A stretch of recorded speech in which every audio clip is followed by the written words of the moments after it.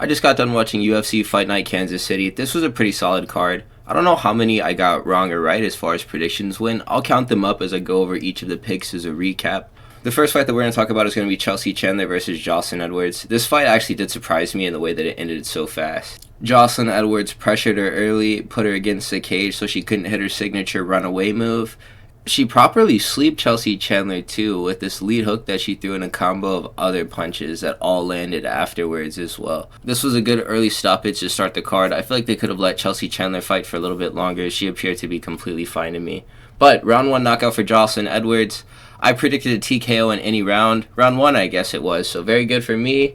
The next fight that we'll talk about, which was not very good for me, Timmy Cuamba versus Roberto Romero. This was a round 2 KO for Timmy Cuamba, and I slept on him big time. Roberto Romero has a lot of heart and a lot of chin, but he was getting glassed out there, and he took about 4 different knockout strikes that would have put away lesser fighters with chins that aren't on the same level as his.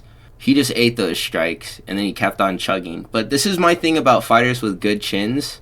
You have to have at least a baseline skill set in order to make the chin worth anything. If all you're doing is just being good at taking damage, then you're just frustrating to watch for all of the spectators of the sport because they want to see you do stuff, but you're just getting hit and you're able to get hit a lot. So it just becomes this never-ending cycle of you just getting punched in your face and everyone who picked you to win in their YouTube predictions videos just clinging to the hope that you may do something. It never happened. There was a head kick and then a laser right hand that ended up dropping Roberto Romero. One of the announcers, I'm not sure if it was Brennan or Paul Felder, they said that this was an early stoppage whenever Roberto Romero was unconscious over his shoulder laying slack like Stephen Hawking. I don't know what they expected from this guy or what they wanted to see additionally. I thought that was definitely an instance where the announcers got it wrong. I also got it wrong, so whatever, we're in the same boat. The next fight that we're going to talk about is going to be Jacqueline Amorim versus Polyana Viana. Jacqueline Amorim, I think her name is actually pronounced Jacqueline, which I've been calling her Jacqueline this whole time. So Jacqueline Amorim versus Polyana Viana. This fight was so free for Amorim.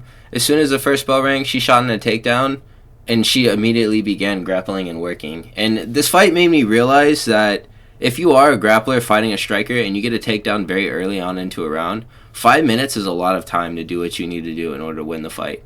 And she didn't win the fight in the first round, but she broke down Polyana Viana as far as gas tank went, and also breaking down her hope of winning the fight as far as just how easy those takedowns were to get. Because as soon as that second round rolled around, she was right back on the floor. And Jacqueline Amorim just ended up beating her up and ended up taking her back and then cinched in a rear naked choke. I think she had it on one hand and then eventually corrected it and then got it locked in. Polyana Viana taps. That's the end of that fight. I got that one right. As of right now, we are 2-1. The next fight that we'll talk about. Ooh, this was a good fight. Wellmaker versus Saimaan. I was getting nervous during it because, as I had said in the predictions video, Wellmaker doesn't do a lot in the octagon, and Saimaan is a very busy fighter with a lot of output. As you see there, Saimaan attempted 18 strikes officially, and it looked like more, to be honest, in the time that this fight lasted. And Wellmaker looked like he almost was freezing up in front of the offensive Saimaan and just getting caught. It looked like Saimann's setups with the feints were going well. His jab was landing. The low kick was there too. Wellmaker was pressuring the whole time, and all of his strikes before the knockout shot were jabs. He knocked this guy out bad. It was with this lead hook that he put a lot of power into. It was very Pereira-esque, this lead hook that Wellmaker landed. Being an upcoming prospect who knocks out Saimaan in an emphatic fashion is something that gets you fans. This Wellmaker bandwagon that I discussed in the predictions video at the beginning of the week, I'm loading it up, you guys, so hop on right now. I'm not sure how far this guy goes as far as potential towards the belt, but he does a very good job with his hands. I could definitely see a higher output fighter with more power shutting him down completely to the point where he just doesn't throw and stands there. But if you do let him land, you may go to sleep. Wellmaker is pretty cool. I'm a fan. So let's move on to the next fight that we'll talk about. 3-1 up the card. It's going to be Damon Blackshear versus Alatangheili.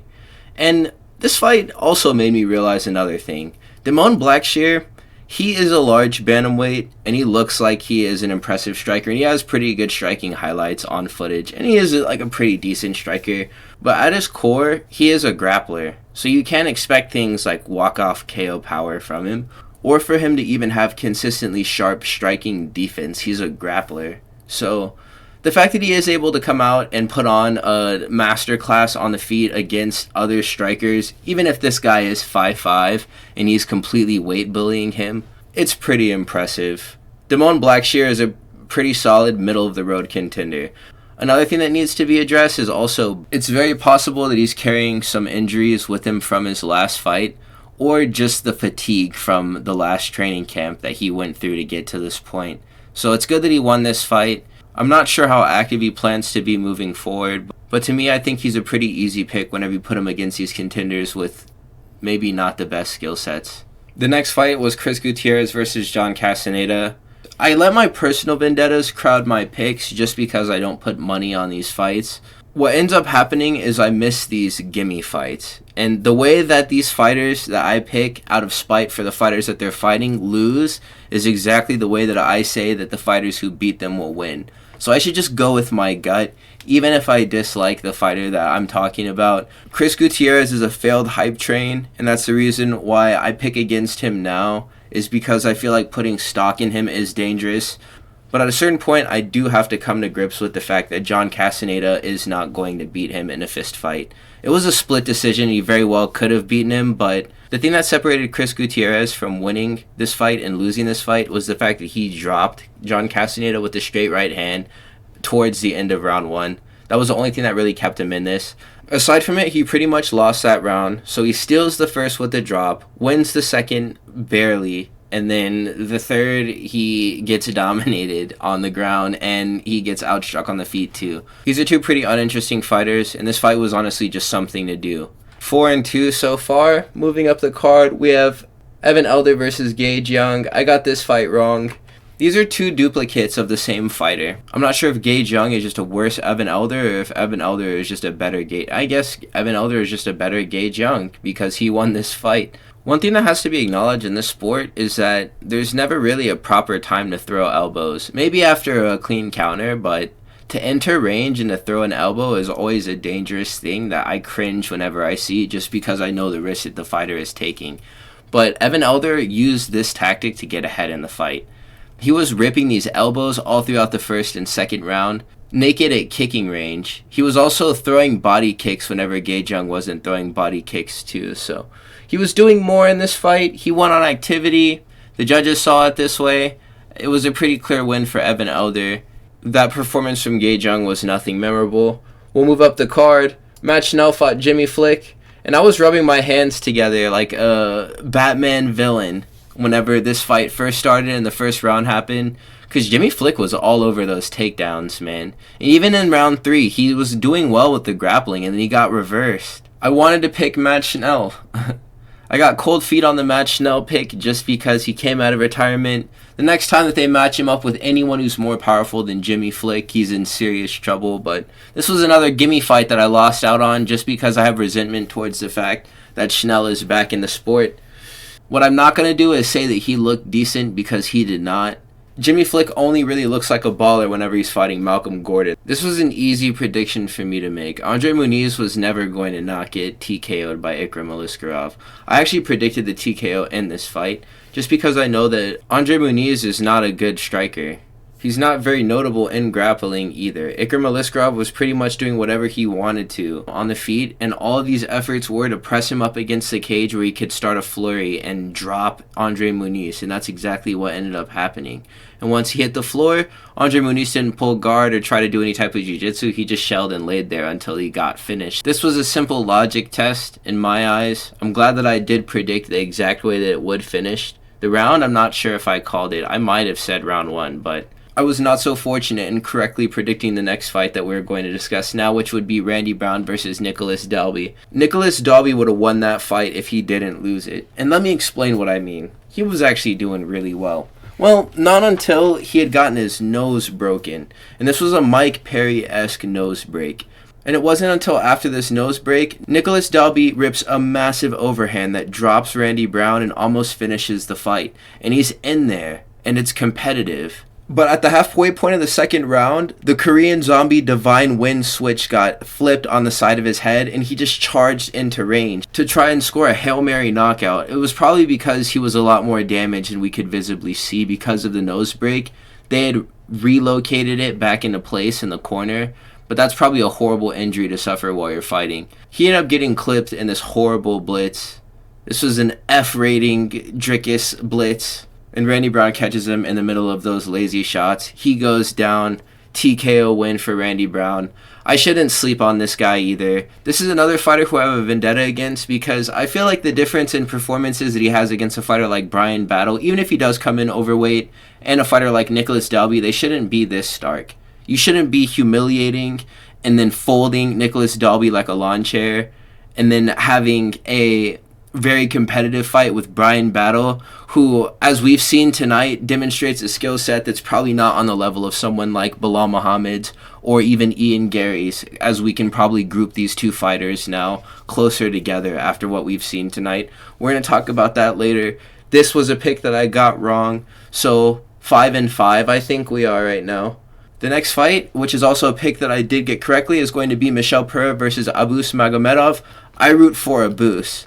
And Michel Pereira has got to be one of the biggest scammer frauds that has ever fought in the UFC. All of the belief that was ever placed in Michel Pereira as a striker or a top contender in the UFC was completely misplaced.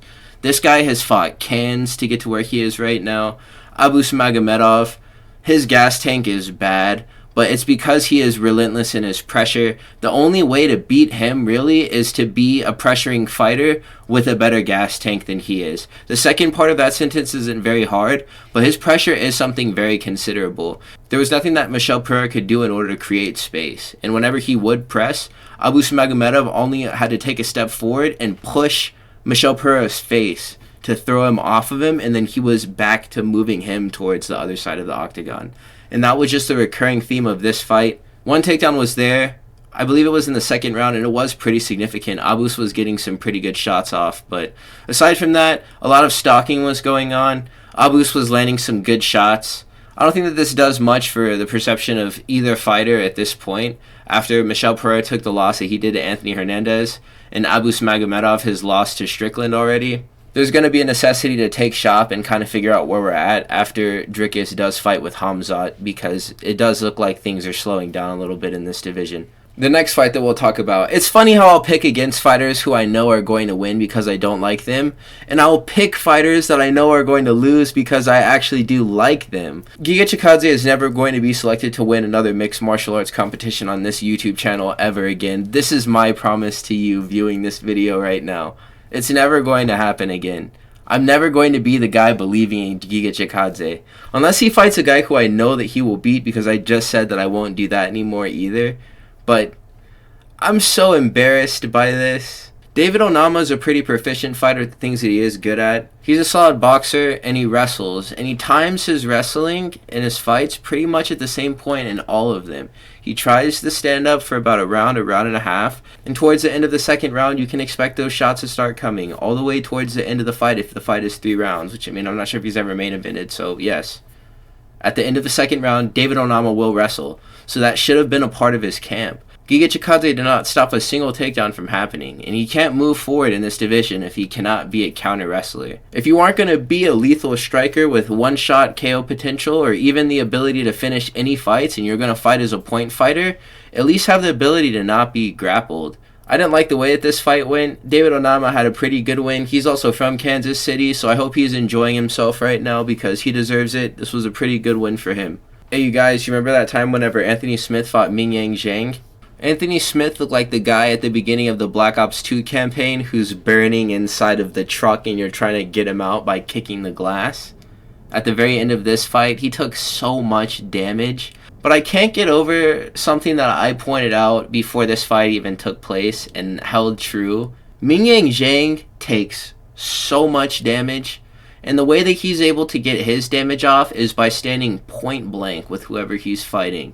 And whenever it's Anthony Smith or Tuco Tokos, he can manage this, but he's going to meet his match one of these times and he's going to get very badly hurt by his decision to stand chest to chest with whoever he's fighting to try to get his offense going. He was landing brutal elbows on Anthony Smith, brutal elbows, and it was all because Anthony Smith landed one good one on him. So he answered, and then he kept answering with step-in elbows, and then he was throwing punches at distance from there, but he's a stationary target, and he doesn't move his head at all. No head movement on him. I fear for him in potential matchups with, like I had talked about before, Dominic Reyes. That's a very interesting fight now that we're talking about. The fact that he had beaten Anthony Smith the way that he did. I would pick Dominic Reyes to win that fight indefinitely. This guy takes a ton of damage whenever he fights.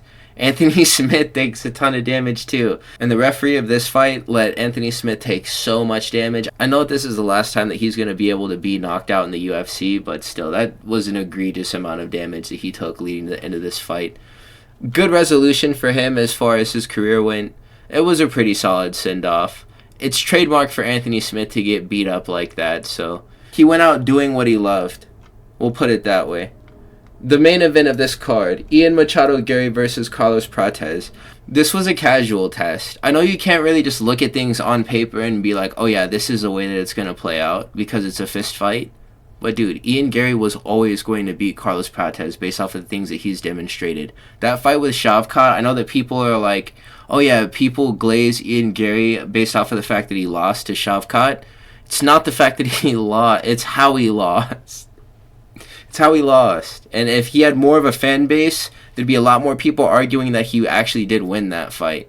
Or they would be celebrating the fact that he lost the way that he did. I would never argue that Shavkat didn't beat him because that's not the way that the fight went. In the Shavkat fight, Ian Garry displayed competency as a striker and insane skills as a grappler. He's a wicked grappler. This guy is one of the best grapplers in the division. And it's a transformed style too. If the Dagestanis never started fighting in MMA and we just got Ian Garry coming out to the scene and he put on this performance, and this was the first time we've ever seen MMA be incorporated all into one fight the way that we saw it tonight, he has a very nice hybrid style. It's like one of the mountain wrestlers who is also like a kickboxer. He fights kind of like a 170 Zabit. As far as IQ goes, he's not as slick with the submissions or maybe even his kick arsenal, but he's very good on volume with his kicks especially, and he just gives people the look of the takedown. A lot of the initiations of the grappling from Ian Garry weren't even to try to pin him to the cage or secure a takedown. It was just to get in on his hips and to force a sprawl out of him and to make him worry about the fact that he may get wrestled, Carlos Prates. And it worked perfectly. Ian Garry was just toying with Carlos Prates the whole time. And I made a video about it. Carlos Prates was completely exhausted 8 minutes into the fight. I'm not sure if it's just his posture or his resting face, but he was breathing like this. It's hard to say why he never got going. Maybe it's that they built him up too fast. He just wasn't ready for this moment, Carlos Prates. It's a big one. He looked very frozen. He didn't throw any punches in bunches, and he barely threw any punches at all. He was throwing kicks, which the announcer said might have hurt Ian Garry's right forearm, but I didn't see much of that, and he was still throwing it, so it's pretty unreliable, especially after the early stoppage claim in the Roberto Romero fight. So look, this is what we do now, okay?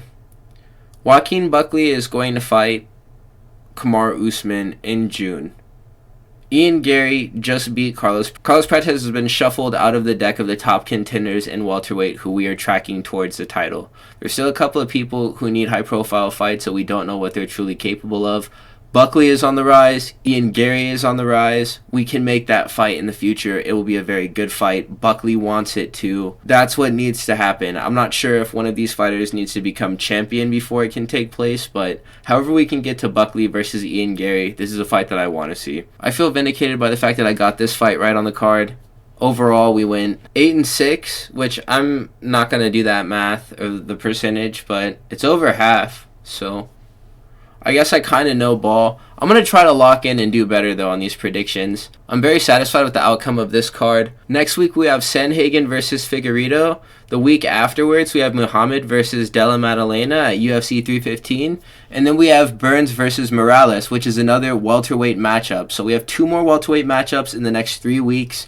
We have a lot more questions answered because Michael Morales is another contender that I am tracking towards a title. So he could be involved in maybe like a potential Ian Garry matchup, or maybe fighting Buckley, or maybe even another top contender matchup at welterweight. I really like the way things are going with the UFC. Things were just so down in the dumps not too long ago, and now they're very good. So this whole thing kind of goes in waves, where you have down periods and then it gets good. So I'm going to enjoy things while we're riding high, because you know that at the point of getting Blanchfield versus Barber, we may be in for a cold winter. So if you made it to this point in the video, please like, comment, and subscribe. I will catch you fellas in the next one. Have a nice day.